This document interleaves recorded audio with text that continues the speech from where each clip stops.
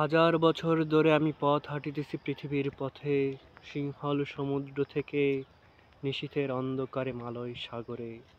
অনেক ঘুরেছি আমি বিম্বিসার অশোকের ধূসর জগতে। সেখানে ছিলাম আমি ক্লান্ত প্রাণে, চারিদিকে জীবনের সমুদ্র সফেন। আমারে দুদণ্ড শান্তি দিয়েছিল নাটোরের বনলতা সেন।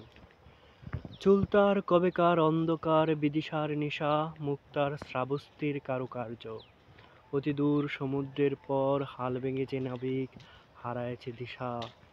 সবুজ ঘাসের দেশ যখন সে চোখে দেখে দারুচিনি দ্বীপের ভেতর, তেমনি দেখেছি তারে। বলেছে সে, এতদিন কোথায় ছিলেন? পাখির নীড়ের মতো চোখ তুলে নাটোরের বনলতা সেন। সমস্ত দিনের শেষে শিশিরের শব্দের মতন সন্ধ্যা আসে, ডানার রৌদ্রের গন্ধ মুছে ফেলে চিল। পৃথিবীর সব রং নিভে গেলে পাণ্ডুলিপি করে আয়োজন, তখন গল্পের তরে ঝুনাকের রঙে ঝিলমিল।